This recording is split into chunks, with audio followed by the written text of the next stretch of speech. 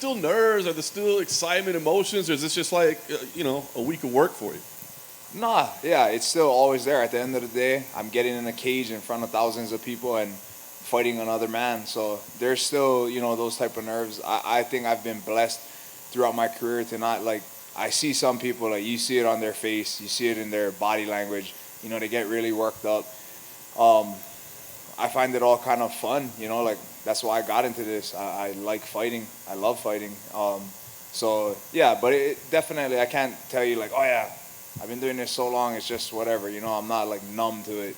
It still feels like I'm going to fight. And fighting in Las Vegas, so, do you prefer that, like being here? I know it's home for you now, or do you wish you were getting to travel a little bit? Or? Nah, 100%. I love being here. I love being close to my family, my daughters, and it's just easier, like I get to go to my gym, I get to sleep in my bed, eat the foods that I'm used to eating. Nothing really changes for me, so I love fighting here, What do you make of Dricus as an opponent? I mean, is there anything that he does that you've seen on tape or watched that you're like, oh, I've never seen that before? Or do you feel like it's just kind of something that you've seen at this point? No.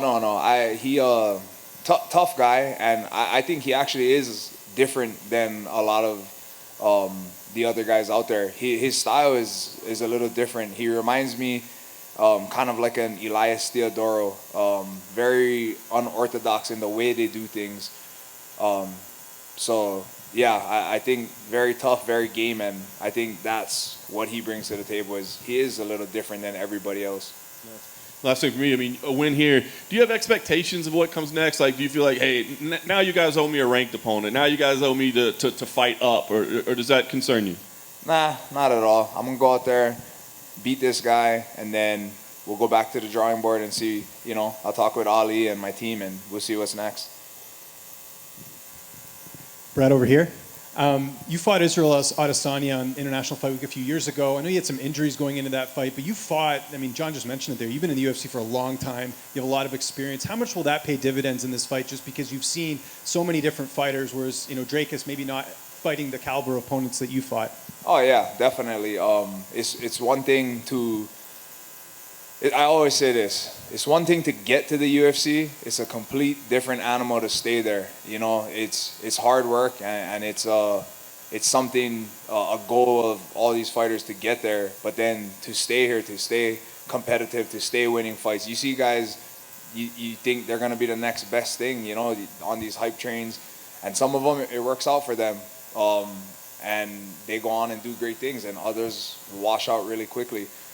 So Dricus is, as far as the UFC goes, very young, and I think that I do have that above him. He does have a lot of fights, so that he'll have that experience, but I have that UFC experience. I've been here for a long time, so yeah, I think I definitely have that edge on him.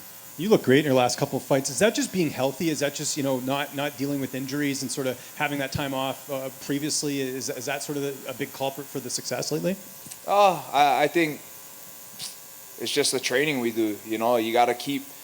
I think what happens with a lot of the guys that have been around a long time is, one, they get comfortable and they get complacent. They think that they've done it, they're here, they don't need to keep learning and growing and evolving, and that's not true at all. There's younger, hungry guys doing different things that have been doing it from a young age because of where the sport is now, and you need to keep evolving your game so that you can constantly compete, and I think that's what you see.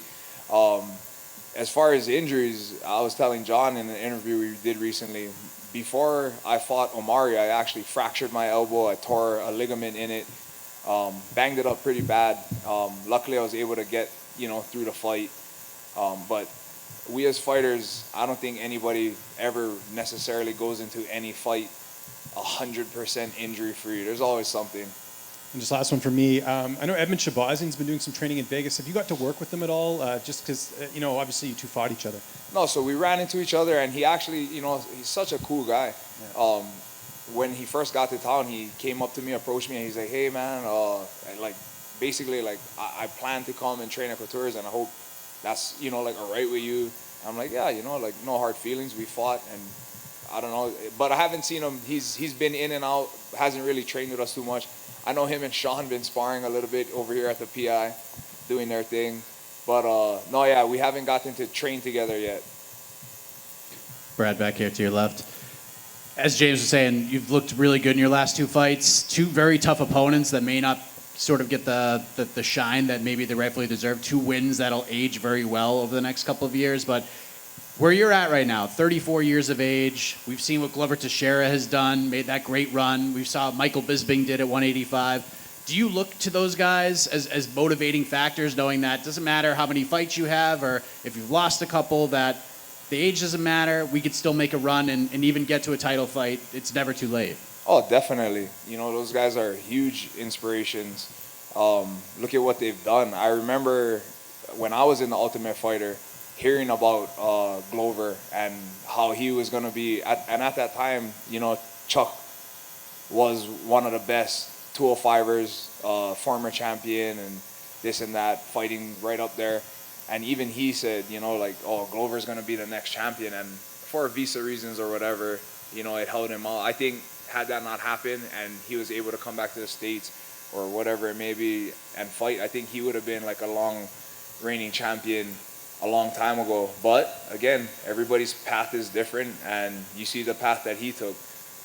Michael Bisping, another one, started on the Ultimate Fighter just as I did and had to work long and hard to get to the top. And you know, some things fell in line. He got the opportunity and made the most of it. You know, went out there, knocked out Rockhold, and finally got that belt he had been chasing his whole career. So, yeah, definitely look up to these guys and, like, you know, think like, oh, yeah, these guys did it, easily could do it too.